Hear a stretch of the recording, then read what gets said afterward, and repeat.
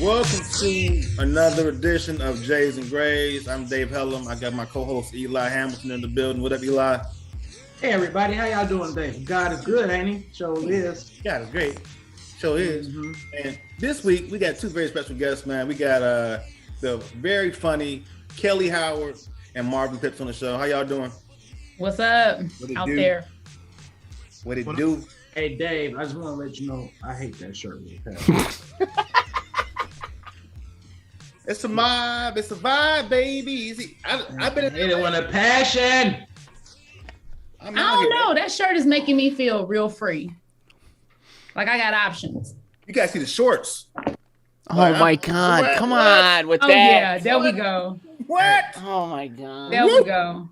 That shirt says, I've been getting money since the pandemic. That's what that shirt says. This is a PPP shirt. Yeah, I gotta be a stimulus check shirt. Madison Pulaski. Is that a Tommy Bahama? No, it's H&M, baby. Hey. But how the fuck y'all doing, man? I'm glad y'all on the show. We go way back with these folks, man. These folks have seen us in some really bad places and some really good places. So I'm glad y'all on the show today.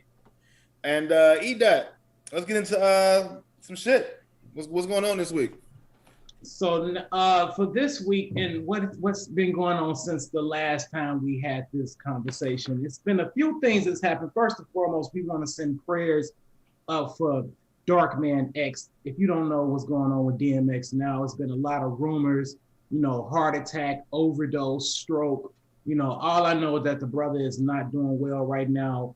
And, I've been listening to Flesh of My Flesh, Blood of My Blood. It's dark and as hell is hot all week. But he don't count him out because they talking about basically he about to die. You know what I'm saying? So the only person that can make that call is the man up above. So I want to talk about DMX. We definitely don't want to lose DMX. That would be tragic to the hip hop community. You know what's fucked up is that I think we so desensitized to him that it's sad because I thought he had beat the shit, right? And then when you heard about it, you wasn't really surprised too much. Mm-hmm. I wasn't. It's fucked up, but are you really surprised? But do we know it's a drug overdose? That's still unclear, right? They said heart attack. Well, the drug. So there's a lot of assumptions. Okay, that's fair. I thought I heard it was a drug overdose that led to a heart attack. Right. Well, let me ask you this: where's your sources coming from? His lawyer commented to, I believe, CNN. And said that it was a heart attack and the cause of said heart attack is unknown. They be doing shit like that in order to cover up shit in Hollywood a lot. But most of the time, they try to make the story sound better than what it is. I'm not saying that he didn't overdose, but the man has had. But in the end of the day, over the years, I'm sure drugs have had an impact on his heart. Mm-hmm. Probably, but we don't know, so we can't speculate. We just know that DMX. I wish we had we had prepared some clips for some of his hit songs, which he has a lot of them. Because man, DMX was their guy back in the early 2000s. Rough Riders was a movement. 98. Yeah, he dropped 2 albums. He dropped was it?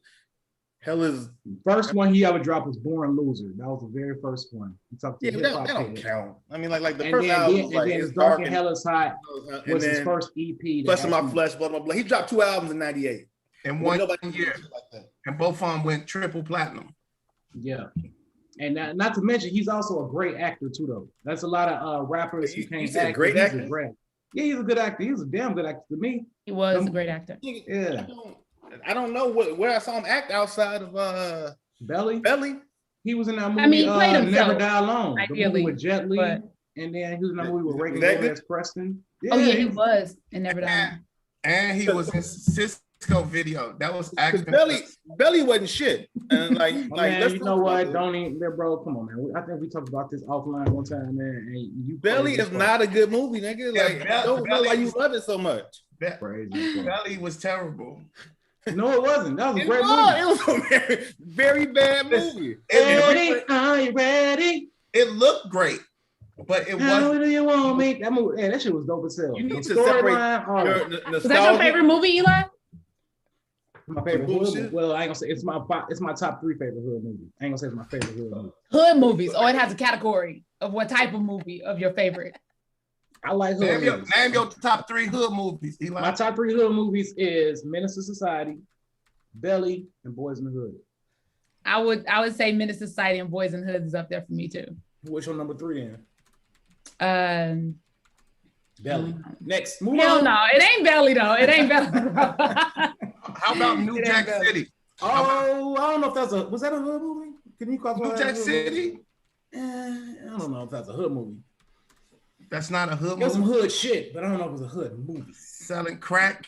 I Got the Hook Up. That's a hood movie. Independent.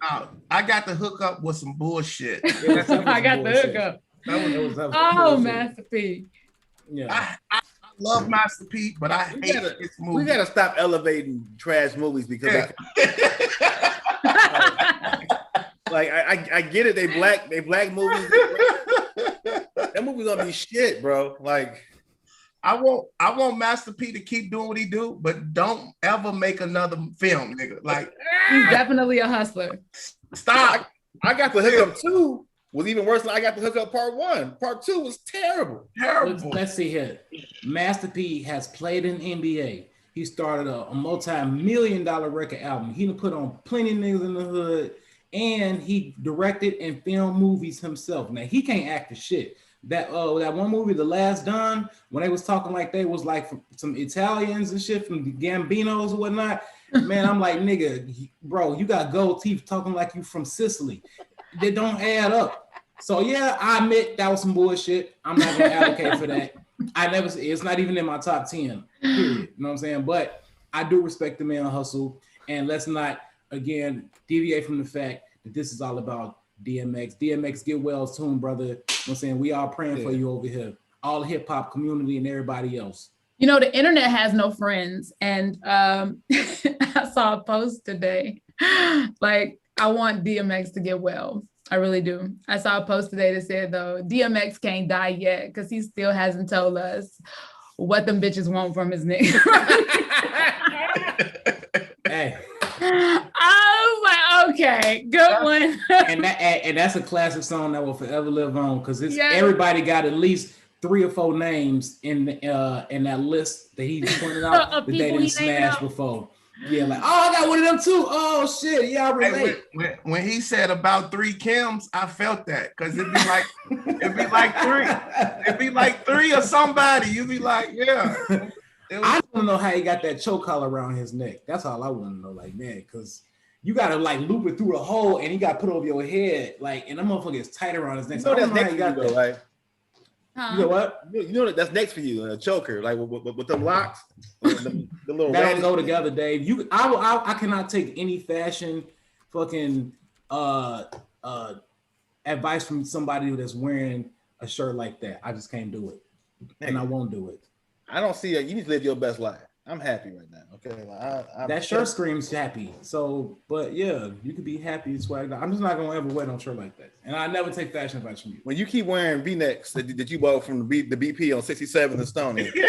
This is Lacoste. I actually got this from the Lacoste store from the Rosemont outlets. Thank you very much. Okay. From the Rosemont outlets. Oh my God. Outlets. That's when you say you ain't got no out. When you ain't got no comeback, you just start mocking another person. Hey, you want what's crazy about what Dave just said?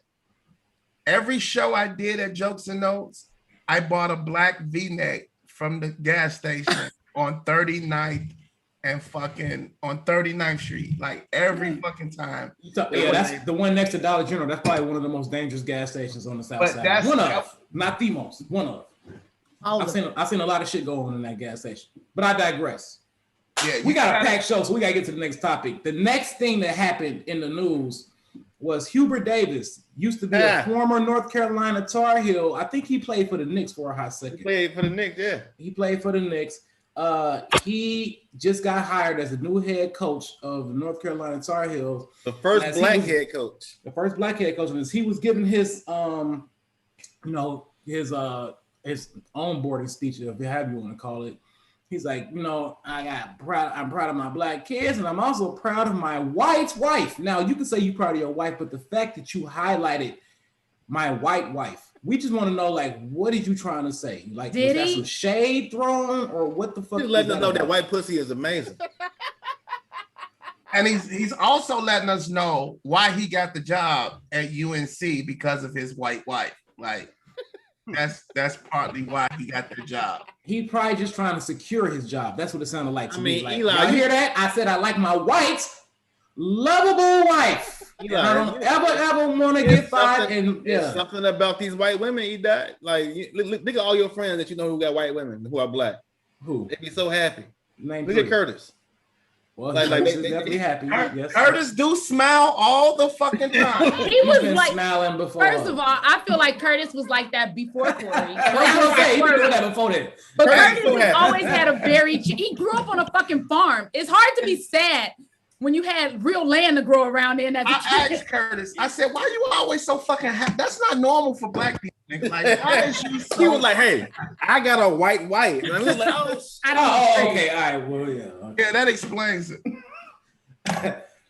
Curtis grew up on a farm. He said he grew up in the hood in Decatur. I know that motherfucker was lying. No, he didn't say that. He did tell me that shit when I wrote him about them Jordans he wore on his wedding with them big ass soles. He said I grew up in the hood in Decatur. I'm like, I'm pretty sure he grew up on a farm in Ohio or something like that. Because if he had a black wife, she would be up there before the show and during the show arguing with him like, nigga, I don't give a fuck who next on this list. We got to talk. Shout out to Curtis and everybody with your white wife. Just make sure that when you do get a new job that you say, hey, I'm proud of my black wife too, right? This is for everybody who calls me a misogynist. See what I just did there? All right. See how I'm absolved from all of my former statements. It don't matter. Just like, hey, I love my wife and kids or whatever. That's all you gotta say. You know what I'm saying? Have you dated a white woman?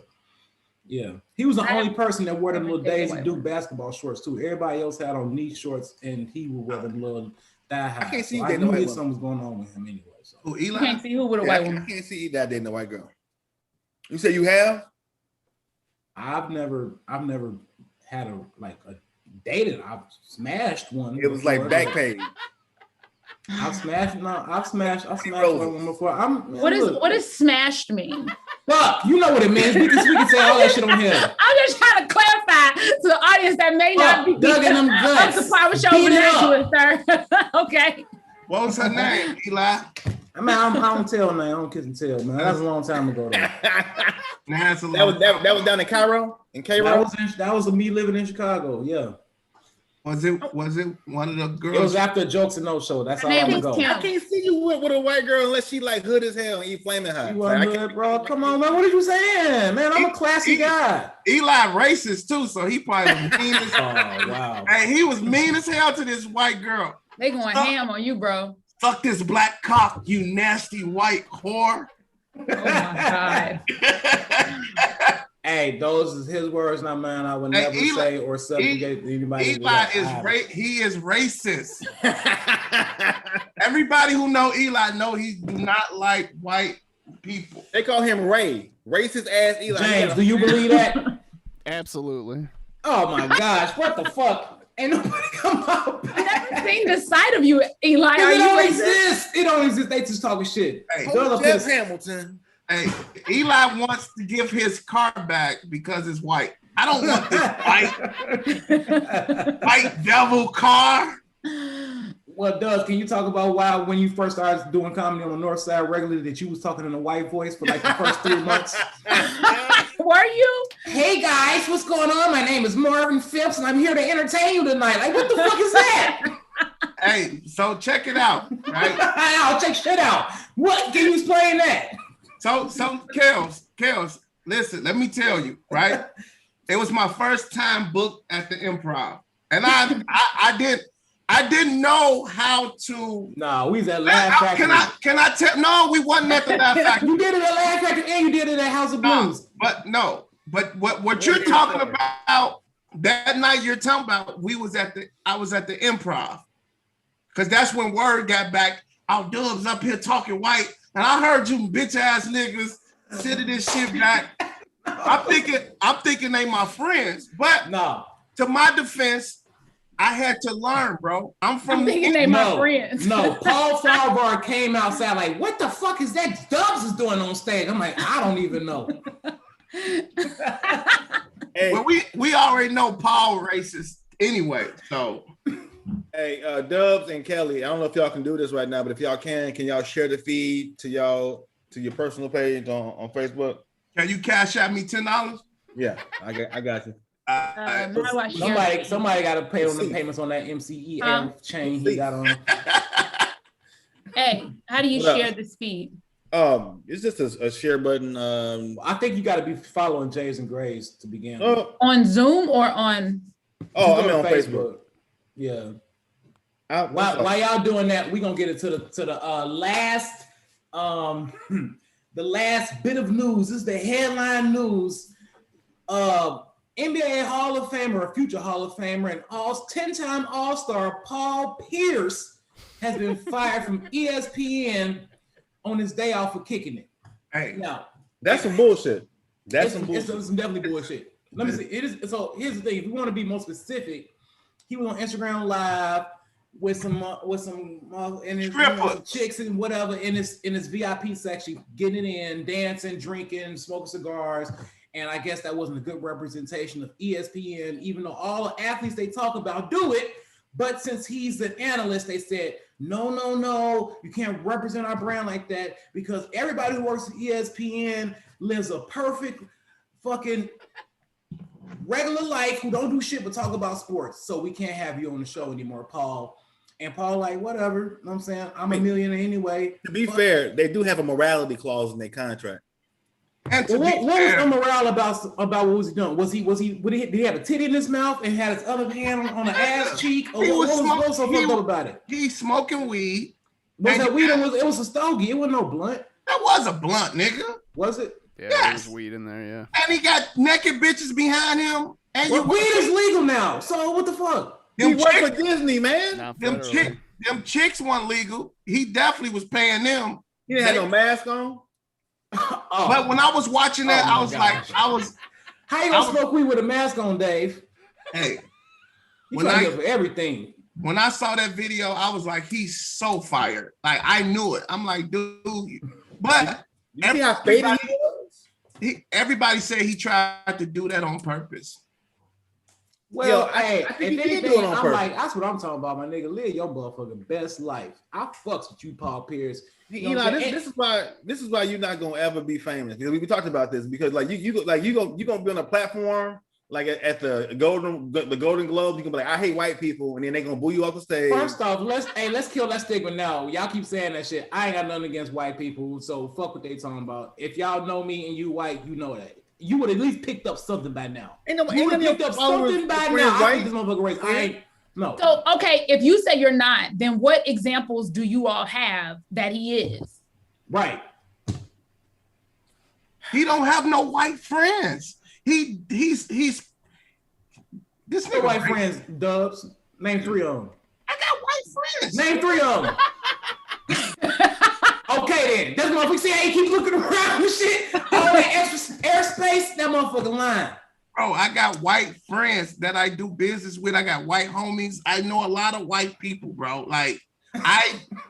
For real. Right. Exactly. That's why he stopped doing comedy, because he had to go to the north side to do comedy. He was like, I don't like white people. I'm not going to jokes and notes. Oh my gosh. But here's the thing though. I fucks with Paul Pierce. Live your life, bro. You rich. You done played on them bad knees and gave all them people entertainment for all them years in the NBA. And you done won championships for the most racist city in the fucking country, Boston. So yeah, fuck that. But you do agree that you do got to play by the rules when you have to. I mean, there's a certain standard. I understand that you do have a certain standard you have to live up to. But I mean, first and foremost, I wouldn't have did it. I think if you getting on live in your 40s to begin with, showing you in the club kicking it, that's kind of lame. You know what I'm saying? Jeez. Do that shit maybe in your 20s, maybe in your early 30s, but in your 40s, bro. So yeah, that's a little bit lame. Like you were just in the Dominican Republic turning up called the Dominican Republic. You motherfucker. I'm sorry, Dominican Republic. You said a whole damn word. You were in the Dominican Republican Islands with that island ass shirt on. Get the fuck out of here. But I wouldn't highlight nothing. With your homeboys turning up on live. Like, oh, did you see any women in the thing? No, it's me and my guys kicking it. You just said it's lame going on live. Period. So you didn't say anything about women. You just said in general. So you're a homosexual now. I've been accused of being a homosexual. Damn, just you and guys in the DR? Does we will not be back on this show for Jason Grace. Y'all, hey, everybody enjoy it now. This motherfucker will not be back on. Wait a minute. You said it was you and 10 guys in the DR. That's homosexual shit, bro. I mean, if that's what you do, that's what you do. Was it a bachelor party? Bro. So Dubs, is this you saying you're not coming to the King's Empowerment Seminar taking place November 4th through the 8th? Because I saw the email. From my understanding, you said this was you built this. See, now it's making me think. Because the way he built it was on some brotherhood empowerment shit. It is. Now it's making me think you on some homosexual shit. Now I won't be attending in November to your You will be taken off the email distribution list right after this. I don't want to hear shit else talking about I was just talking shit for the live. Fuck you. No, I didn't know you was recruiting for this trip on Ain't no recruiting nothing. Everybody was hand selected. But anyway, look. Everybody was hand selected. We don't pray for Paul Pierce and special DMX. Jobs. Yeah, we praying for Paul Pierce. If you ain't cute, you ain't coming. We not praying. Wait, we not using our prayers on Paul Pierce. No, we don't. I'm not wasting a prayer on that rich nigga. They going to DMX and the rest nigga. You sound like Uncle Ruckus. You the one that's racist. You the one that's racist. Hey, I'm not using my prayers on this nigga for his job back. I'm gonna use mine for DMX. And that my PPP go through. That's what my prayers. You just gonna give my prayers to this nigga? Shout out to the PPPs and all the people who got caught doing dumb shit. I swear. PP. All right, y'all. We got a definitely a great topic to discuss this evening, and it was only fitting that we called in two comedians who are happily married, I'm assuming at least. Okay. And it was kind of difficult because a lot of comics don't get married. You know what I'm saying? And so for the fact that y'all are married, you know, man. First, we're gonna give a round of applause. If you listening or you watching, give a cyber round of applause for these two people, Miss Kellye Howard, Mr. M Dubs. I really didn't know that. I didn't know. I've had 3 people reach out to me to be on relationship podcasts this week that were comedians. And they said they couldn't think of any comedian they knew that was married. And I'm like, that's crazy to me. It's you, Dubs, Corey. Murph is married. That's right. Yeah, Murph is married. There's a lot of people married. You just don't know it. Like Leon is married. Yeah. Who else? I forgot about Leon. Damon's married. Tony. Yeah, but Damon is in his 50s. That's like older generation now. Yeah. I'm talking about like in our class of people, like who Rail was married, but I want to talk to him about that. You know what I'm saying? Like, there's not many of us. I think Lim Slaughter might be married. Lim is married. M. Brown. Harold Pierre is married. Harold Pierre. Okay. All right. M. Brown. Yeah. Pierre. Corey. Bell. No, we said Corey. Niche. Mary Lee. Niche. What? Oh, that's being does. Don't worry about that. I'm like, wait, did I not? Vanessa just got married. Vanessa Fraction. Oh, she did. Shout out to Vanessa Fraction for getting married. Hey, before we go into, let's say what's up to the people that's watching it. Right now we got Zion. Watch what's up, Zion. We got Allie. We got Ian in the building. What's up, Ian? Who else we got on here? That's the only people I can see. But it looks like we got more people on there. I don't know. But shout out to y'all. Thank y'all for watching. Share and tell a friend because we got a topic to talk about. So tonight, comment. We would love to talk to y'all about whatever the fuck y'all want to talk about. Yeah. But let's get into the shit. So tonight's topic is romance and finance, and we wanted to get both of y'all on here because both of y'all are married. and typically we want to see is finance plays a major significant part in a relationship to make it work, because we already know about the old adage of traditional marriage. It's all about the love and all of that. But nowadays, if you ain't got that bag, you ain't got shit. So we want to hear from a man, from the husband's perspective, and we want to hear from the wife's perspective, and it's assumed that the husband is the breadwinner, but in some cases that's not the case. And sometimes we say that the woman is the one who's receiving all the perks of the financial perks, but that might not always be the case. So we want to hear from both of y'all, experienced married couples. What is it like, and how important is that?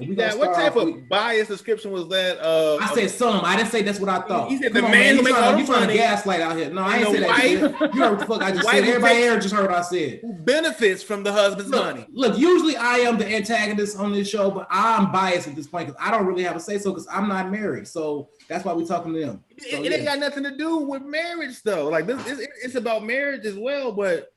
Hold on, before we get to them, this conversation kicked off because we were talking about engagement and dating, and I remember me and you had a conversation, and you were saying basically like, until my paper is like straight, I don't really want to like do too much right now in terms of like getting a marriage. Not marriage, but even just like seriously dating. Like dating. You know what I'm saying? So it's kind of like. That was a while back, my paper straightened out, though. But I mean, I'm just saying, though. But there's nothing wrong with that. In my opinion, there's nothing wrong with that. Okay. I think it's a lot of people out here who trying to go on dates broke, and they feel that pressure. Oh man, when the bill, I remember one time, man, I was fucked up. I took this chick out to eat, and we got like this platter. It was like this seafood restaurant in Wicker Park. I can't even remember the name of it. But the bill came, I had literally I had $162 in my account. Okay. And the bill came to $147. Okay. And when it came, I didn't even know. When it came to $147, I'm like, excuse me. I went in the bathroom and I just I slid down the door like I was just so defeated. You know what I'm saying? I'm like, God damn, this is fucked up. I had the money to cover it. Okay. But I was messed up about 3 days. Tip was gonna be short than a motherfucker. Short than a motherfucker. And I dared her to say some shit like, you ain't gonna tip? Like, motherfucker, I just spent $147. You won't tip? You gonna tip? I would have snapped. Did you tip? I can't remember. Maybe I didn't. Probably I didn't. I don't know. Right, not with no 162 on your account. Hell no, I just gave you $147. Motherfucker, that's like 92% of everything I had. So what is the question? What is we talking about? What is we getting to? So the question is, how significant do you feel that finance has to do with being in a relationship, or just married for that fact? Married or just for a relationship for that fact? Kellye, you first. Dubs, please. Okay. Well, I mean, for me, I guess for a man, I just think it depends on what type of guy you are. It's no right or wrong.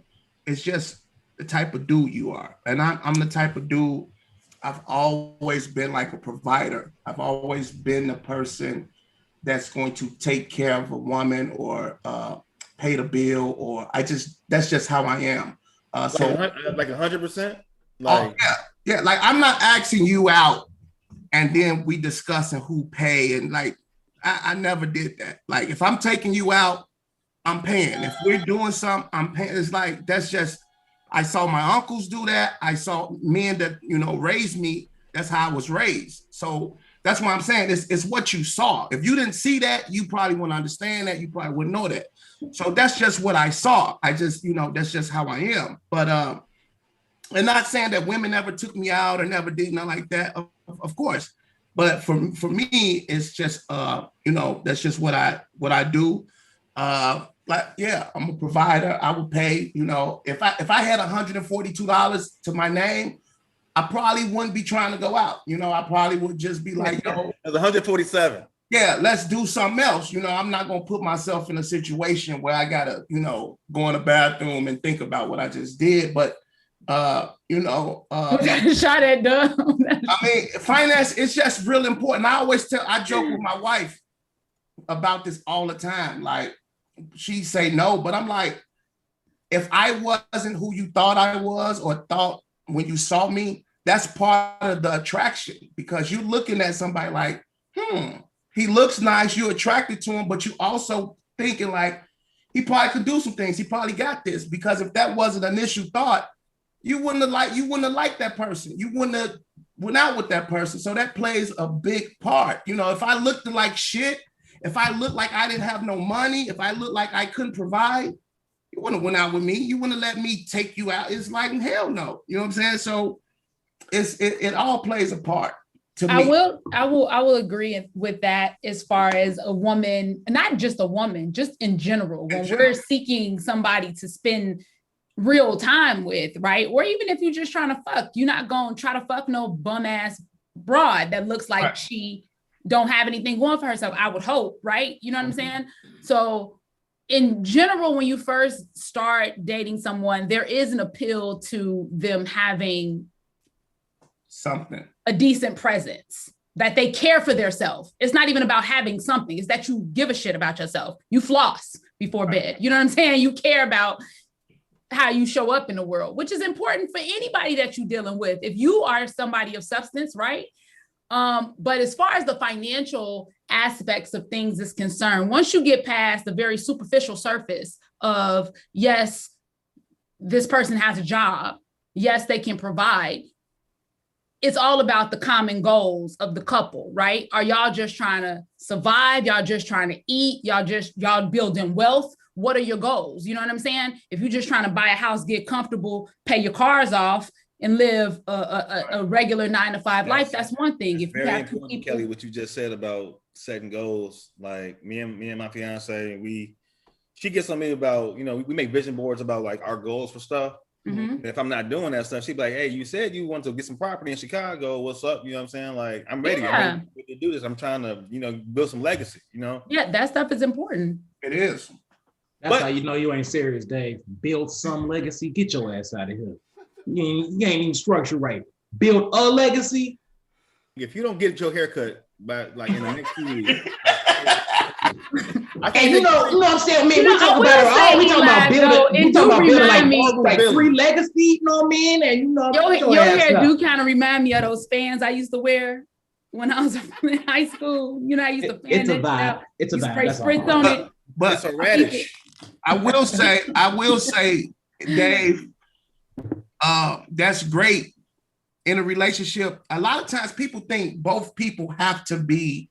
I think what me and my wife do so well and what make us great, that we're not the same. Like everybody think they have to be we know what's each other's strengths and what our weaknesses, and we just work well together. She do the things I don't do well, and I do the things that she don't do well. And it's that's like true. Like what? Like I'm not great at like saving. She saves. You know what I'm saying? I'm not the biggest saver. You know what I'm saying? I don't save. You know what I'm saying? She saves. Hey Dubs, now's a good time to give me a plug. But when Eli came over and talked to us about financial literacy, we got us all together. You welcome. You know what I'm saying? Shut the fuck up. I get that. But you know what though? That's true. The balance is true, but you also, that only works to an extent, because like I said, it depends on your goal. If you're trying to build wealth, you guys both need to be on the same page when it comes to saving. You can't be out here like this and she over here building a nest egg. Like it has, and I know because I was the spender in our relationship and my husband was the saver. And now, because I see the vision, I see the goals, I see the properties, I see the land. You know what I'm saying? How long did it take you to get to that point of having a clear vision? Really, what kicked it for me was when we went to buy our house, the house that we currently own. And when we got ready to do all the paperwork, the guy was like, all right, well, here's what we gonna do. Since your wife's credit score really ain't all that great now anyway, and she not the sole breadwinner. Give us the raw. How did they say it for real? He did. He was like, since her credit score isn't up to par and she's not the one, she's an artist, she doesn't bring in consistent income, we're just not going to use her on the paperwork because it's pointless. It just causes more hiccups. Make it worse. So yeah, it makes it worse. Here's how did that make you feel? That was like a wake-up call for me. That was like a moment where I was like, hold up, I can't even be a part of this on paper, quote unquote. You know, I'm on a deed, but as far as like that kind of, I was like, damn, because of my credit and shit. And so I went, as soon as I booked a role that brought me in income, the first goal of mine was to pay off what I needed to pay off and get where I needed to be financially so that we can start making actual investments, not investments in debt, but investments in like, you know what I'm saying? Like we didn't bought land. We didn't bought land out in different places and stuff because we have ideas of building things and doing things. We're building generational wealth so that we have something for our children, a platform for them to start on. You know what I'm saying?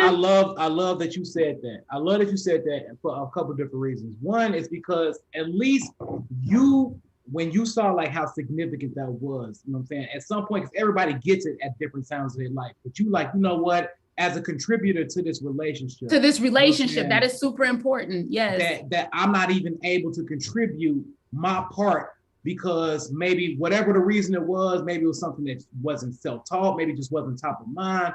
But whatever it did, it helps like, you know what? I'm ready to learn about this. And I'm assuming since he was, you saying, the more financially responsible one, that just kind of helped for you to like be more open to like learning something. And then by y'all teaching each other something, y'all growing together. That's significant because, you know, a lot of times, you know, a lot of people and what I hear, right? And especially these type of conversations, it's more so like, you know, he got to have this, and this. And if he ain't got this, and this, and you like, you know what? I want to be able to contribute to this, like a house or something like that's a major purchase. That's something. For one, how much power do you really have as a person, not as a woman, but as a person, a woman or a male, contributing to any relationship when everything you have or do relies on the other person?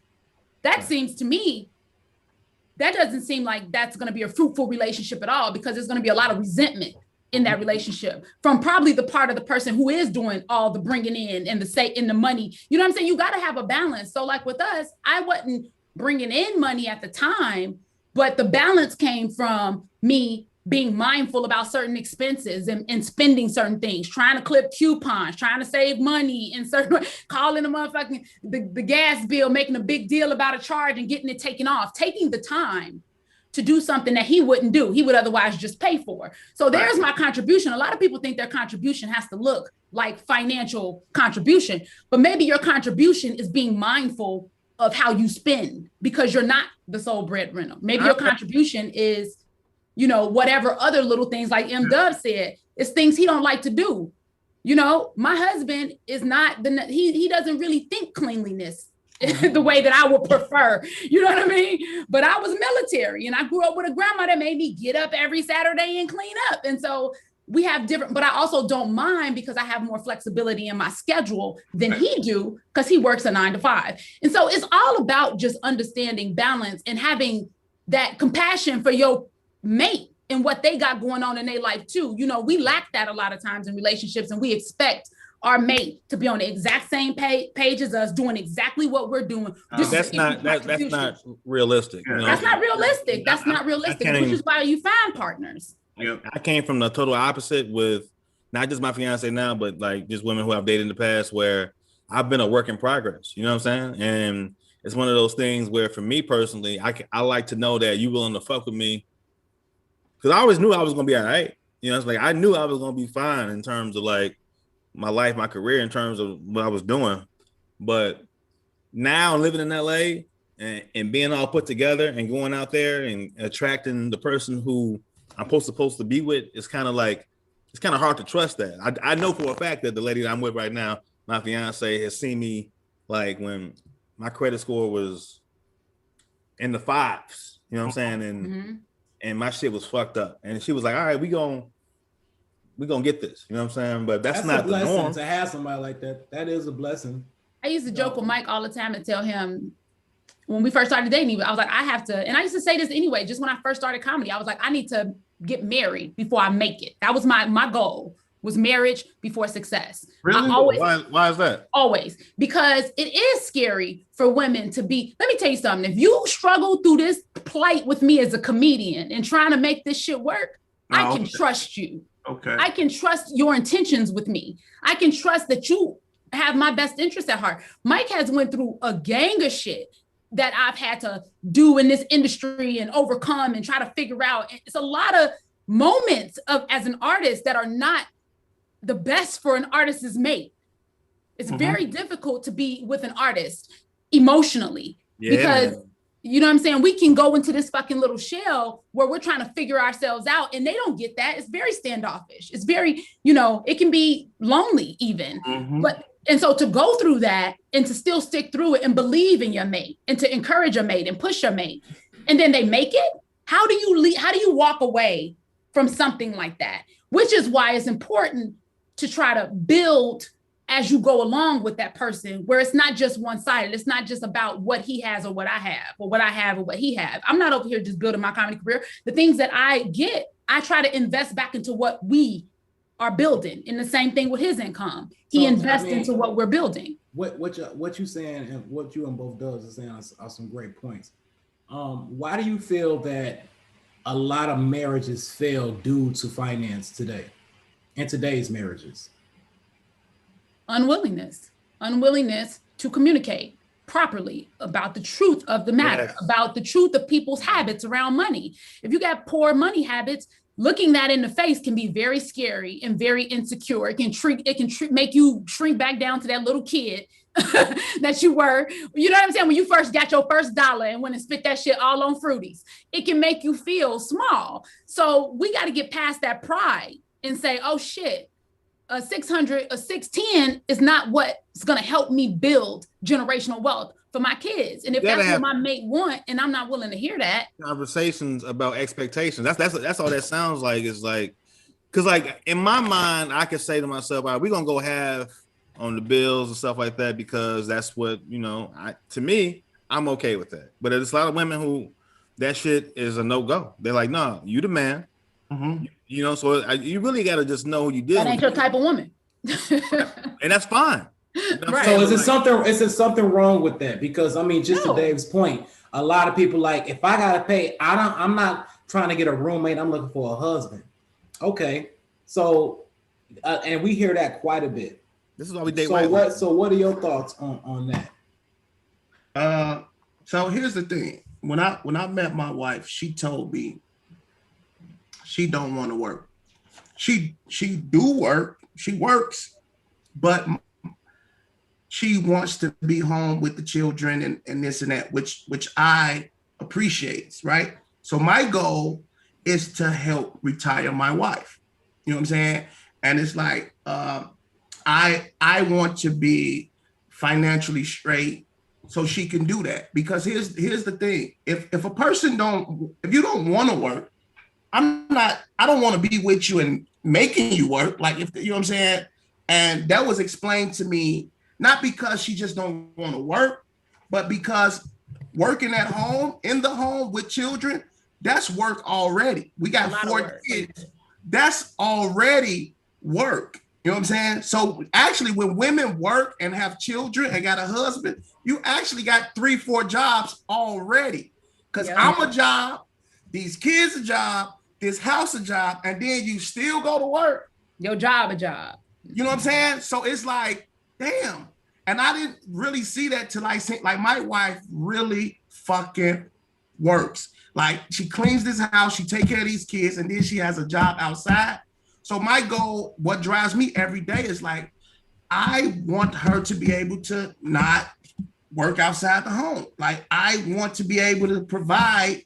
You don't have to do that, you know? And I say with, it's never been an issue for me as far as like when women say that, as far as like, you know, like I said, I've just been raised, I pay the bills that I want to pay, and she pay what she want to pay. If she told me tomorrow, hey, I don't want to pay this, I would pay. It's like, that's just how my mind is set up. I'm not finna go back and forth with, like, you know what I'm saying? Like, no, I would be like, okay, you know what I'm saying? But for me, I pay, like I said, I pay the things that I care about. She pay the things that I really don't. It wouldn't matter to me if we had like cable and stuff like that. If it was a problem for me, I'd be like, get that shit cut off. But you know what I'm saying? But it's no big deal to me. You know what I'm saying? That's just me though. And I don't try to make other men have that philosophy. You know, if you and your wife do half or whatever y'all do, it's whatever works for people. You know what I'm saying? If it works for y'all, great. You know what I'm saying? I just know what works for me and mine and my household, you know. And I think the important thing about that is the willingness, right? The willingness to figure out whether or not this works, and whether, because a lot of people try, like he said, try to make a woman work, and that ain't what she want to do. Some people out here got it set. They got their heart set on what they gonna be. I'm gonna be a housewife. That's all I want to do is be a housewife. I'm gonna actually be a housewife and a corporate woman. That's what I want to do. They have their goals, right? And a housewife, like he said, is work. There is a lot that goes into taking care of a child. Not only that, once they start growing up, you still got a lot of shit you got to do just with the school, just with dealing with homework, right? Children can't do homework by themselves, and we drop the ball. So these are contributions to the household. You know what I'm saying? Physical contributions. But I guess what I want to know and what I want to ask is, like, you know, if finance is one of the biggest components why divorce is initiated, what part of the finance aspect makes people say, I'm out? As a divorced person, I can tell you, like, I was a teacher. She was a teacher. Okay. You know what I'm saying? She was like, why don't you go to work at Best Buy at night? I'd be like, what? Like we would have arguments over money, you know, in terms of stuff, because let's keep it 100. Like, money, they say money is the root of all evil. Fuck that. Money makes you, like, when you have money, you feel good as a man. Like, you can agree to this. Like, you feel amazing. You feel like when you stable, when your car not getting repossessed, like just to be a functional adult, like, that shit feels fucking great. And as a comedians, like, you know, most of us ain't the most stable people. So to be in a place where, like, I don't got to worry about shit, like, it makes me feel amazing. I can put on these shirts and not give a fuck what you talking about, Eli.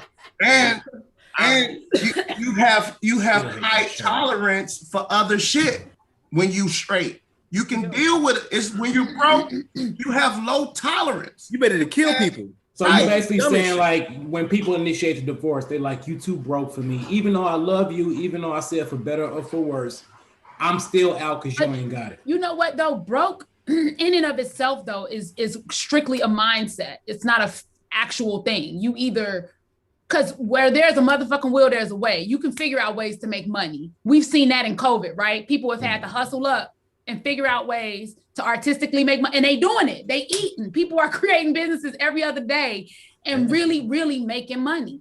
And so I have pushback, though, Edad, about what you just said. Like, how many people do you know whose wives have left them because they financially have been in a rough spot? I ain't talking about, like, on drugs and shit like that. It's not really about what I'm saying, but we do know that money is one of the top components of why divorce is initiated. And I'm trying to figure out. But it's not money. It's a lack of communication around money. Right. The truth is communication, right? If y'all talking about it and y'all on the same page, so if y'all communicating with you, he say, hey, you know what, man, I love you. You know I love you. You love me. I ain't got it, but I got dreams. You know what I'm saying? Let's make this thing happen. Well, if you say, you know what? Let's do it. If you got a plan for your dreams, you are working on it. Okay. All right. So all right. If you playing video games all day, nigga, no, I'm not. Okay. But idealistically, all right. So then, Kellye, then you are an anomaly in this regards, because that's who. That's not true. I guess the status, man. I wish you would get on this show every motherfucking week and keep it 100. Quit act like that doesn't happen. No, the fuck it does happen. I don't think I'm an anomaly. And I don't think she is either. I don't think it's just women. I don't think it's just women who do that for men. Men do that for women. Mike has been the breadwinner in this relationship until I booked the national commercial. Commercial for pills. You see what I'm saying? Eating pizza. Like, not like he was doing that. And the thing was, and it always felt uncomfortable to have somebody taking care of me, because I didn't come from that kind of I didn't want that. I saw a strong mama take care of herself. So it was very uncomfortable. But I also knew that my husband believed in what the fuck I'm out here doing. Mm-hmm. He believes in that. And so y'all got to understand that, which is why y'all still married. That's what it is. It's the communication around that, though. It's being able to articulate, I came out the gate making it very clear that you're not going to get me to go get a job. That's not what this is. I'm going to be out here and I'm going to hustle and I'm going to work my ass off doing that. The reason why he was never able to refute that idea is because that's what I've been doing. You see what I'm saying? He don't come home to me just lagging around in my fucking pajamas, not doing shit all day. If I haven't been hustling on my comedy or doing something like that or doing auditions or whatever, then the house is clean as shit. Right. You see what I'm saying? It's about having the communication. And if you lack communication, yes, you're going to lack financial support as well. I've never had one woman tell me that when I'm grinding my ass off, whether my car's been repossessed or I'm fucked up financially, to say I can't be with you because your bread ain't right now. It's like if they see that you hustling and you really putting forth the effort. And I'm saying, like, she's not an anomaly, or maybe the women who I've dated are an anomaly, or maybe the woman you dated was just gold diggers. I don't know, but I'm just saying, you got to stop dating women that don't dream, they can't see vision. They don't see vision. If you're a dreamer and you're an artist, you cannot be with a regular, non-dreaming, very strategic, logical person. It just doesn't work like that. You got to find somebody that's willing to dream with you. Other visionaries. Yeah, you have to. It just doesn't, and that's the thing. What he was talking about finding the it girl, the girl with the dope body, like who, you got they rich nigga. She not gonna care about you or your dreams. Like, that's not what she want. Nope. That's not what she want. Nope. You got to find somebody that's aligned with what y'all want together. Y'all both want the same shit. You got to write a book, G. Kels, real shit. I'd read it. Yeah, you got that shit, G. For real. It's just because, you know what the thing is, like, you see my Be Less Petty. It's so petty. Literally, all of the shit is petty. The way we think about money, the way we think about relationships, the way we think about everything is petty. We expect our broken selves, right, to date somebody else that's fully fucking fixed, that we give them no leeway. It's really ignorant to consider that. If we look at the connection we can make by helping each other grow, heal, become better, right? We can build more from that. I realized that in my marriage, that I have to be more for my husband, more for myself, and more for my husband, so that my husband can be more for himself and more for me. It's a give and take. It's a connection that we're both trying to make each other our best selves. That's it. Either financially, fucking spiritually, emotionally, but creatively, I want him to be his best self. He want me to be my best self. I got a question for you. How do people get to that level? How do people that are broken get to what you're talking about? Is it therapy? Is it reading books? Is it? The first thing is a decision. The first step is a decision to make a choice to no longer live in the way you live in, your mindset. Decide, I'm going to figure this shit out by any means necessary. And it's a lifelong, I'm not healed. Right. I'm healing. And that's till the day I stop breathing. I'm healing. Some days I wake up and I have killed the motherfucking day. You know what I'm saying? Like, up at 5 a.m., meditate, write, God damn it. Go give Mike a little quickie. You know what I'm talking about? Do yoga, goddammit. Get done with yoga, get on the bike, killing the game, right? Come downstairs, write some motherfucking jokes, right? Have a Zoom audition, killing the day. And then the next day I wake up feeling like shit, feeling like what's next? What's this? It is a day by day process. We have to meet ourselves where we are every day. So I'm looking at this. You build tools and you go back to that toolbox and you use those tools when you need them. So whatever your tools are, whether that's meditation, whether that's riding a bike, whether that's fucking reading, whether that's therapy, whatever your tools are, you go back to that toolbox and you rely on those and you build that. You built that on your own. Your mate built his on his own. And collectively, you guys both have tools that's going to make that marriage work. And that's way more important than the finances. Well, I'm looking at this blog on the 10 most common reasons people get divorced. And there's a few different ones. One is saying, getting in for the wrong reasons, lack of individual identity. But then when it gets down to finances, this is what it says about finances. It says it's not usually the lack of finances that causes the divorce, but the lack of compatibility in the financial arena.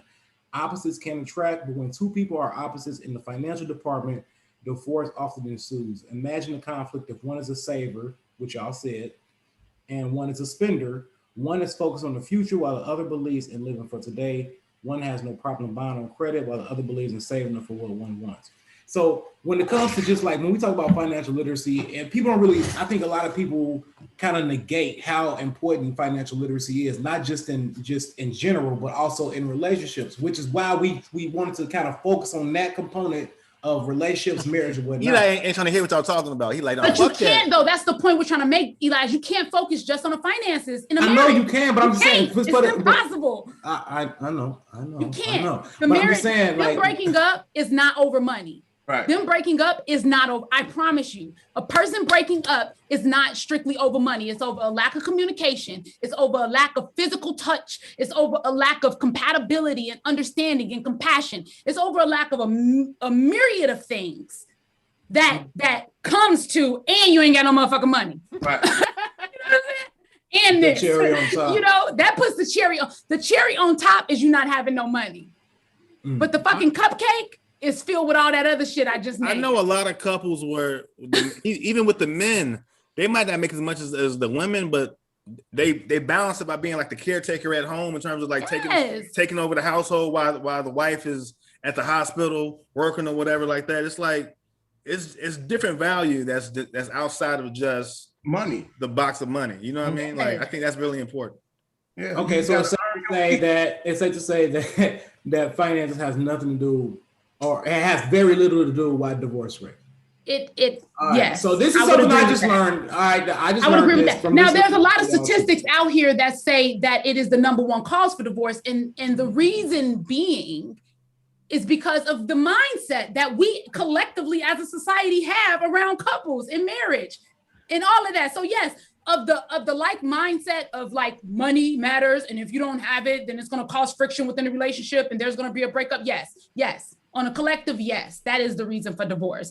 But to go back to what Dave just said about the balance, right? A lot of men was too fucking prideful to understand that they had a wife that was making more money than them. That was hard for a lot of men to just contribute in other ways. I'm too prideful to accept that my wife is. People have broken up with a lot of dope ass women because they couldn't take the fact that their woman was the bread maker. Just a lot of just bullshit. I'm like, yeah, I could believe that. Yeah, they felt emasculated. And I'm like, what? Like, what are you talking about? It's ridiculous. Well, it's ridiculous. Here you have it, folks. When it comes to romance and finance, it has nothing to do, very little to do with money. Don't do that. Don't do that. It has very little to do with money. He got his petty lips on, so we're not gonna get through to this nigga. No, that's what y'all just been saying. That's what I saw them little parts. They kicked up. They was like, this is what y'all said. I try to do the best job I can to try to keep it on this. And y'all keep saying that's not what it is. I'm like, all right, then, so here we have it. It ain't really got shit to do with finance. So all you broke motherfuckers, y'all got a chance to get married.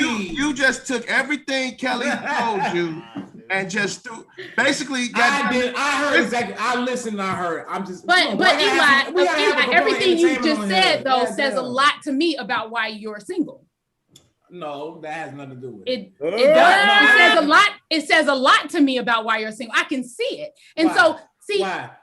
Because you can't be so rigid. You cannot be so rigid in your mindset and expect to have compatibility with somebody. You gotta be flexible. What do you mean? Fix his ass, Kelly. Y'all fix his life. And trying to make it personalized as me. I'm not saying that. I tell Eli, I say you a great fucking insurance guy, great comic. I love you, but you ain't ready to be in no relationship, bro. You gotta let that guard down. Like you how you know how you are to female. That's how you are to white people. Like I don't know what you call it. Eli, you gotta be willing to listen, to understand versus listen to be right. Hey, you came on my podcast and you supposed to agree with the fuck I told y'all to talk about. No, I'm just trying to keep the topic on point. Y'all gotta turn it into like, oh, this is what's your problem. Like I just asked the question. The topic is on point. It is about when you go back to the basis of the divorces, right? We can look at it and say that it's finance, but it goes back, like I said, to mindset around finance, around communication. You know what I mean? Like that's what it's really about. Well, if you didn't have all those things, and I have my thoughts in regards to romance and finance, and I haven't even given y'all opinion, but y'all already judging me and whatnot. All right, and You got couples out here with all the money in the world, unhappy than the unhappy. You're right. To your point, Kellye, I do agree with what you said in regards to there is communication. I think communication is probably one of the most significant things that people tend to disregard in relationships and marriages is communication, right? If I come into the situation, if we meet at the situation, and it's, obviously it doesn't just start off with marriage. Y'all building towards marriage. You know what I'm saying? You try to see like, yo, is this person got the potential that I want, that I require to be with this person for the rest of my life, right? And at that point, they're looking at your hustle, they're looking at your grind, they're looking at how you spend your money, they're looking at how you save your money, they're looking at how you think about money, because that is a component. And I'm only saying that because that's what we just focusing on for this topic. It's of course it's a lot of other stuff. But when we talking about money, that's something that at least me, I'm looking at. What do you think about the future? What do you want to have out of your life? You know what I'm saying? If it's just like you just like, oh, I'm just waiting on you to get it, then that's gonna be a problem. I'm like, probably don't want to be with you. But if you're like, man, we could do this together, man, that's cool. Because I want to know somebody who can know how to get the money. Because if I get disabled, if I get in a car accident, if I whatever, and I'm not able to go to work, whatever the case is, you know what I'm saying? I'm gonna need to know, like, yeah, up to this point, I do have nest eggs put in place, but I'm gonna need to know, do you know how to get it? You know what I'm saying? If I got to go down for like a year, that happens all the time. I see it all the time with clients. You know what I'm saying? Because I am in the finance industry.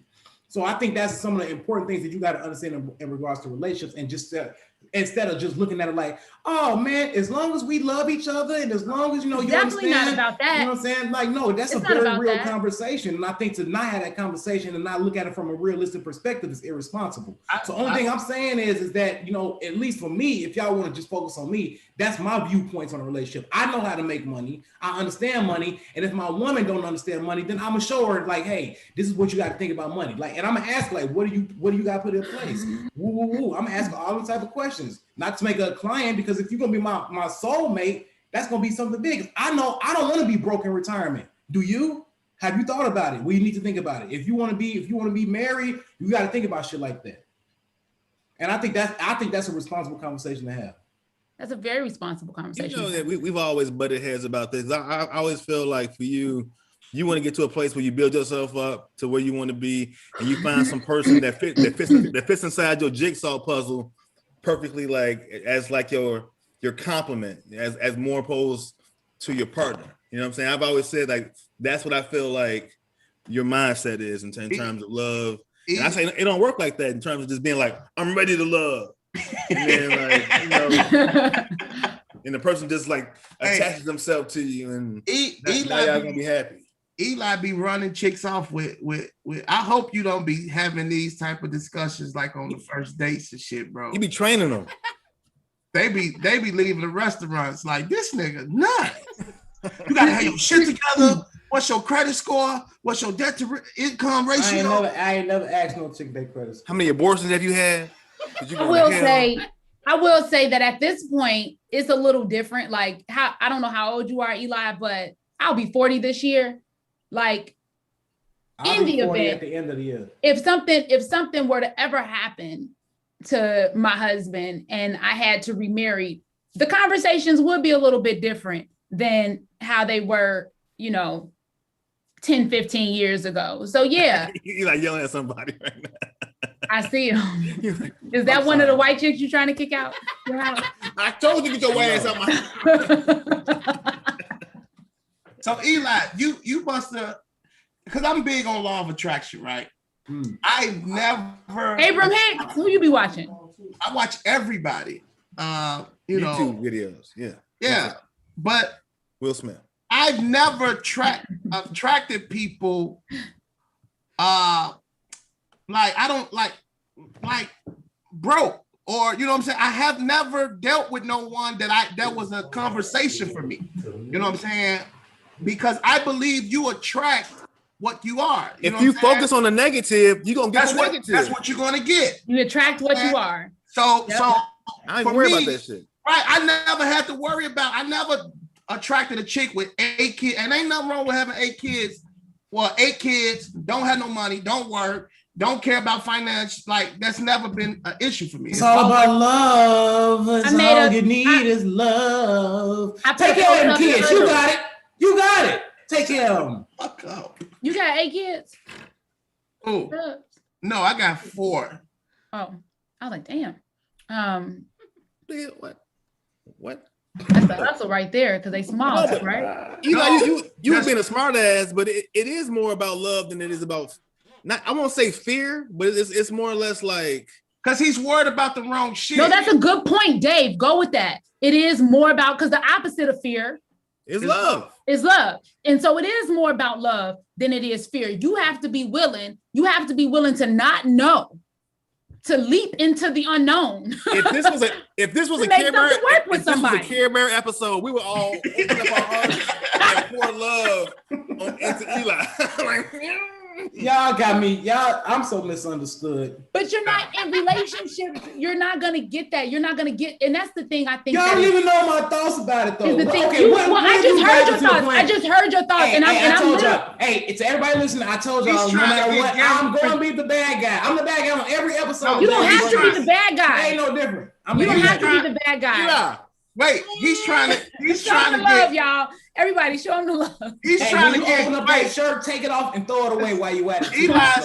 He's trying to get guarantees up front, and it just yes, don't work. And that is not how. That's not how marriage works. Look, you talking about somebody who was broke as fuck for 3 years. We all was. G. We all been there. I was broke as fuck. We all standing in front of the same jokes and nose. We all those been there. Was real. That wasn't to make y'all laugh. That was some real shit. I was sharing my motherfucking pain on stage. But what I'm saying is this though. Okay. You was talking about, oh yeah, I remember you saying you ain't want to, you made the comment like, oh, I want to get married, so I'm a millionaire. No, that's not the case. That's not the case. I think in every situation that as a man, and in every situation, and this is how men think. I can't think for nobody else, but me. If I'm not together, then I can't be right for nobody else. And finances is a significant piece. But you ain't gonna never ever be perfect though. No, I'm not saying you gotta be perfect. I'm not saying, but I'm not out here trying to motherfucking date and court no women, and I'm broke as fuck. I'm trying to focus on something outside. I need to be focused on myself and get my situation on. What's right to you, Eli? As long as I can pay my bills and I can put money away to save and invest, then I'm okay. I'm finna share something. I ain't saying I gotta have a whole surplus of bread to start dating. I'm finna say this. And I used to think like that. But until I got married, I swear to God, I used to be like, well, I don't want to do. It wasn't until I got married and got that wife who helped me. I'm in the best fucking place I am right now. Financial, emotional, everything because of my fucking wife. Okay. And it's before you got with your wife. You know okay. Ever since I know you, you had that white Cadillac Escalade. You always had money in your pocket. Ever since I know you, you ain't never been broke as fuck. But it's another level, bro. But I'm saying that means shit. But I'm saying even to the point, and look, I'm not even trying to make the foundation of being in a relationship is money. I'm not. This is what y'all. That's just what y'all saying. I'm not saying that. I'm just saying as an individual. It's just everybody's different. Maybe you like, I don't care. I'll be bummy as hell, and you know what I'm saying, and whatever. Like, I don't feel like that. A truck and some money don't mean shit though. I'm just using an example. Don't saying, pinpoint that part. I've always worked, right? But where I'm at now, if I wasn't married, I wouldn't be where I'm at now if I wasn't married. And if I had that thinking that you think, well, I'm not going to even try that. Until like you have to do that to be like you. I know you're a great guy and you do know a lot of shit. I just feel and think if you met the right woman, she's going to help you get where you need to be, bro. And you think you got to get there then by yourself. No, you can meet the woman and get where you're trying to go. She's going to help you get there with love. Because I used to say the same shit. I would have still been driving that same white Escalade and still, I was okay. But living in Markham. It's a whole nother level with my pit bull and a Chevy Caprice. E-Dot, nigga, you was E-Dot's hero, nigga. Like you had a pit bull, you had an Escalade, you was all testosterone. And now we got little toy dogs. That's what women do to niggas. Like we want to stay so hard. And I had the Chevy. Now I got a fucking minivan. I will say this. Minivan. I think that when we close ourselves off because we're trying to reach some level. That's smart in the beginning when you had $147 and $162 in your account and $147 bill. Like that makes sense to me, right? For you to try to work through that and figure out what finances and shit look like for you. But there comes a point where you have to be open to whatever life brings your way, right? Whatever the female that shows up, it might be the one. You never know, because sometimes you can learn or even teach through a relationship. So just because you meet somebody that isn't up to par to your standards financially or whatever, as long as they willing, as long as you meet somebody that is willing with a vision, if they're willing, and that means like actually putting in the work, not just lip talk, not just lip service telling you that they're willing, but if they're willing, they're putting in the work and they're a visionary, you can build anything with that person. You can build anything with that person, but you got to be open to it. I think too, that men at a certain point, not just men, women too, you get to a certain point in your life and you use the excuse of, I want to be here, because in all actuality, you have deeper rooted issues with women, with men, with mates, it's deeper shit that you're not willing to look at. And so it's easier to just date and not commit. Tiffany said, take a risk. Take a risk, Eli. It's easier. You have to risk with love. That's what the fuck it is. You don't know if that shit gonna work out. They might take everything. They might get in your relationship and have your ass back broke. Yeah. And you be like, damn, we talked about this. You don't know. But that's the risk of love versus fear. I'm still trying to figure out how the fuck this become about me. That's what I'm trying to figure out. It's still about finances, though. It's still about finances. It's still about finances. Don't Uncle Willie looking ass out of here.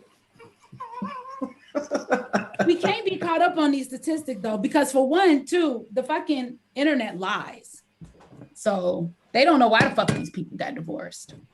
Hey man, I do think though, Eli, real talk. I think like if Dub said like if your intention was to find the type of partner that you're looking for, goes back to Eli.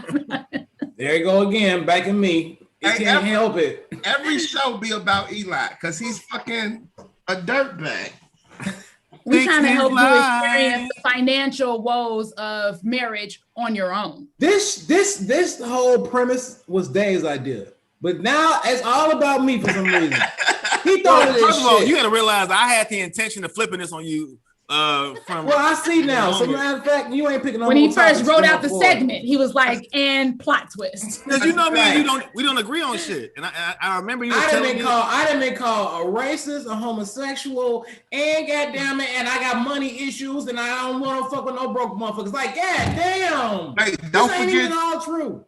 Don't forget trust issues and commitment issues.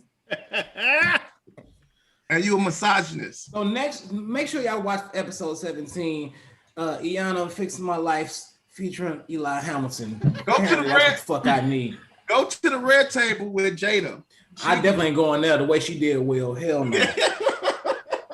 We should talk about that shit. In all seriousness, Eli, I do think that money is an important thing, but I do think that you can't have a topic and be like, hey. If people don't necessarily agree with your stance on it and the show go a whole nother route, that's what the fuck it was. That's what it was, G. That's what it was. And that's what you trying to say. I look at it like this, right? I married a woman that if she divorced me and took everything I got, right?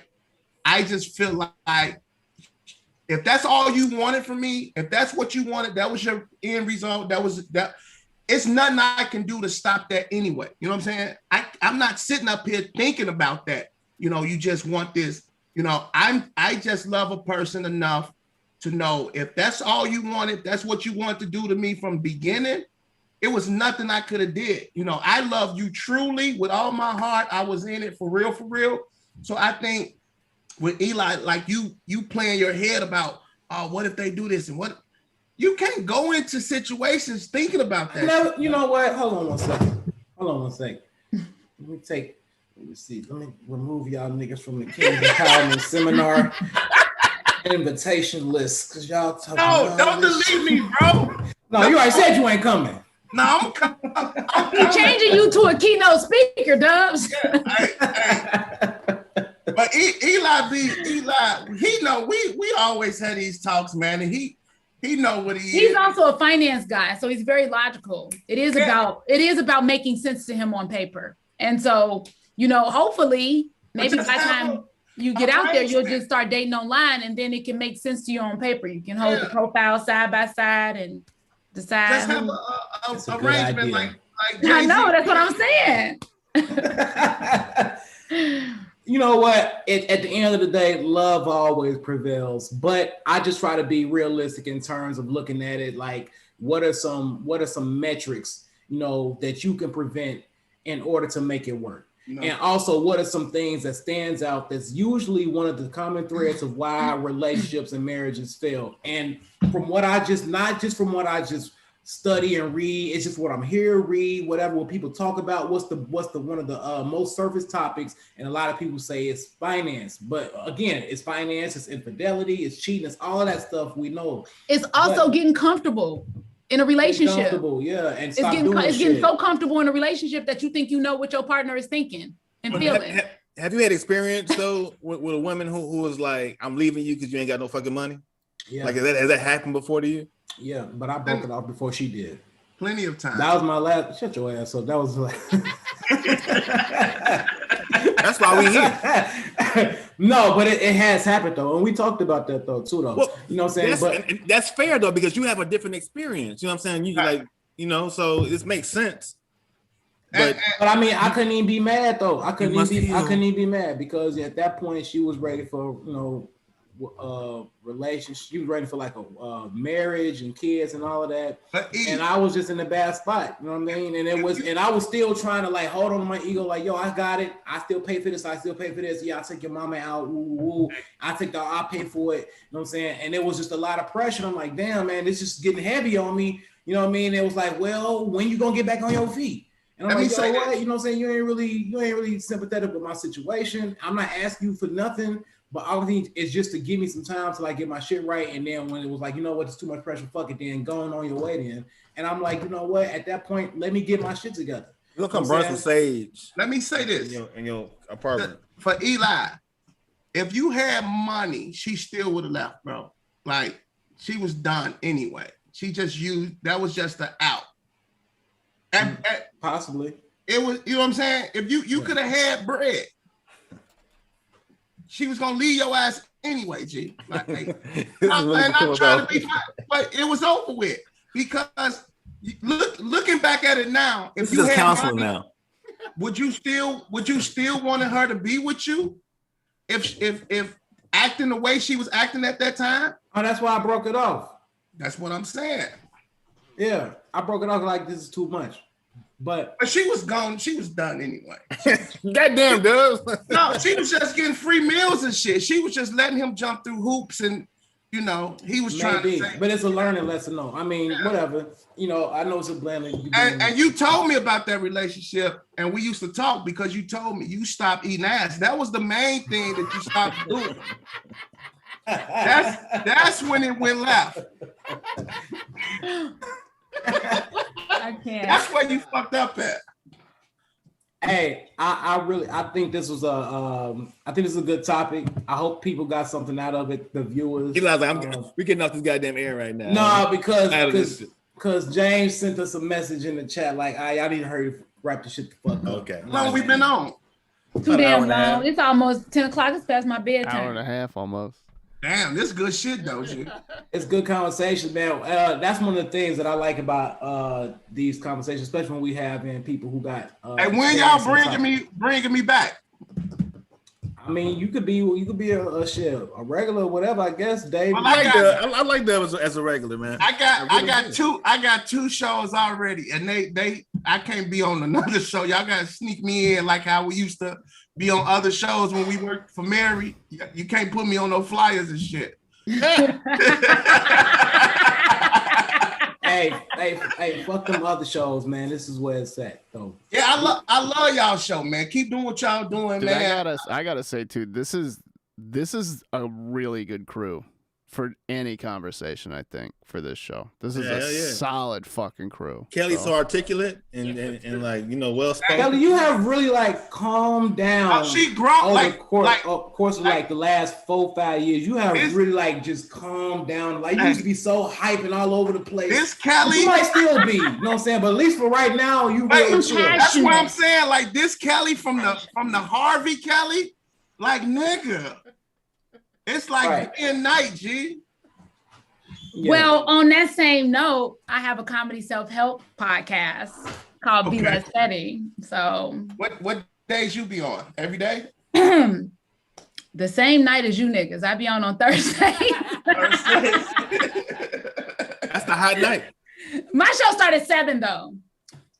So it's before y'all go. No. It's every other week. And do you put it on YouTube? Yep, it streams live to YouTube, Facebook, and Twitch. Which is what we about to start doing. We've been doing that. My show is Tuesday night on Facebook and YouTube. Yeah. Culture Class. We don't even know where our show is being broadcast right now. We just do this shit and James do the rest. Yeah. But I do bring in comedians as co-host every week. I bring in a new man because we know how to host and be funny. And this since you know you guys are into more self-help inquiries, we're trying to help Eli elevating your life. I'll be reaching out. Give Eli. I don't know. I think Eli needs to read a couple more books before I have him on my show. Give him a book. I'm pretty confident. I've read probably most books than the average person. Shut your ass up. I do. I read finance. Them Israelite books. I read some of them too, though. But I read a lot of self-help books. You read the Bible. Do you, sinning ass nigga? Do you? Well, probably not. Hey, I read a lot of shit. What was that little movie just being? Eli, the last book Eli read was called Keeping Your Bitch in Check in the 20th Century. in the 2021 financial crisis. Keeping your white bitch in check. Y'all, whatever that they trying to paint a picture of me, I can assure you this is not me. If y'all want to know, all y'all gotta do is reach out. I don't have that reputation out here. I swear I picked him up and a book fell out and the title was We Should Have Never Let These Hoes Vote. I can't. Damn. I know your heart is pure, Eli. I'm not gonna do it. Pure with hatred for women. Where's the next week's topic on how to stand on your masculinity and fuck what these motherfuckers say? See? Also, I want to throw in another plug. It did not help your case. If you're joking or you being real right now. At all. Hey, if they talking about, give us something to talk about, right? If you get this podcast canceled, we're gonna fight. Who gonna cancel it? Zoom? So Eli, Kelly, don't do that. They watch it afterwards. They just be doing stuff around this time. I appreciate y'all show, man. For real. Yeah. This was fun. Thanks for having me on. Thank you. Can I sell my t-shirt on y'all show? Come on, Harold. Well, go ahead. If you got I'm selling my t-shirt too. We got the I'm So Petty brand. We got the MC. Be Less Petty. It's Be Less Petty brand. Yep. And then money comes easily and frequently. Yes. Go to my website. Is that what that that's what that meant? Yes. I've always wondered what that necklace meant. I got my shirt too. It's cocaine leisure wear. That's my brand. He's currently wearing the new spring. Y'all don't see James, but James got the sleeveless t-shirt on. That's the new lawn service wear that he's got on. Yeah. Wrigleyville. Yeah. Thank y'all for tuning in. Make sure y'all check us out. If y'all haven't already liked the page, follow us on Jays and Grays on Facebook and Instagram. Follow myself, Dave, Eli Hamilton, and Dave Hellum. And also, if y'all want to plug y'all handles. Yeah, what y'all want to plug in general? Like, what do y'all got that's happening that we should know about? What's going on? So I have my podcast that I host, the Be Less Petty Comedy Self-Help Podcast. I have different people that will help with alternative ways to heal Last week I had a shaman on. We talked about my ayahuasca trip in Texas, which was a really good episode. You did ayahuasca? I did. I had a great experience. Man, I wish I would have known that. All right. Yeah. And so I talked about that on my podcast last week. And next week I'll have a yogi on in the spiritual healer. She talks about ancestral lineage and healing. And it's co-hosted by Tribble, another stand-up comedian that lives out in LA. And that's pretty much all I'm doing other than acting. I'm all about the holistic healing, getting in tune with your chakras movement. Cut your hair. That's why I start growing these locks. Different these days. Getting into my roots. Dubs, you got anything that you want to plug? Yeah, I'm at Zany's on the 17th of April. I do a show called Culture Clash at 9:00 every Tuesday with May and Case. It's dope. We pick. Wait. You got a weekly at Zany's? No, I'm up there on the 17th because Brian. I got you. Brian is. I told Brian let me get in before they stop the niggerism because this is the blackest Zany's ever been in the. That's because Brian is now. He's now managing it. But I want to get in before the whites that be comes in and be like, we had enough. They gonna burn that bitch down. Yeah. I'm there May 8th, so hopefully they stop it after the fact. When I seen a plugger that says Harold Pierre at Zany's, I'm like, wait, I gotta get the fuck in there. You saw him? He plays Zany's? No. Shout out to HP, man. Don't do a hair like that, baby. Wait. I'm just saying, I gotta get in there before this fucking nigga train stops because this motherfucker is rolling.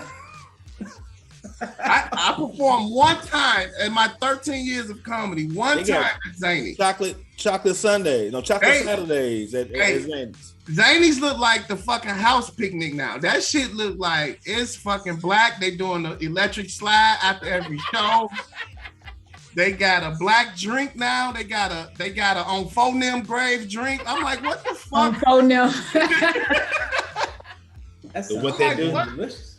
But check that out. So I'm doing Zany's. Then I'm in Virginia. It's comedy. Comedy is in a good space right now with everybody like just being back out. I hope it stay like that because in Chicago it kind of was dwindling down. Yeah. But now it seems like everybody is excited to be back out. They said Niche Spot cracked tonight. Her thing just started. We got a lot of rooms opening back up. So COVID made comedy great again, in my opinion. You know, it's back on, you know. I'm doing a Tony Baker show tomorrow out here. So if you go to my IG page, check the link out. It's a live show. Streaming from outside somewhere. I don't know where the fuck it's gonna be at, but it's Tony Baker, me, some other funny people. Fuck with it tomorrow night. Yeah. What it is, that's what's up, man. So, hey, again, thanks everybody for tuning in. Join us next Thursday for another controversial topic on Jays and Grays. Thanks again, Kelly. Thanks again, Doug, for joining. Can I give them next week's topic? Go ahead. Keeping Your Neck on These Bitches by Eli Hamilton. Keeping your foot on your neck. That's not the topic. Okay. We're gonna have to do a damage control topic next week on my character assassination. So I do things up. Matter of fact, Dave ain't even gonna be on the show. I'm just gonna talk for the whole hour. And Dave's not gonna be there next week. No, this is gonna be an apology episode. Hey, no, I apologize for shit, but I'm gonna tell y'all like, let me clear some things up. And you can bring me back. I can rock with you next week if you want. I can play nice.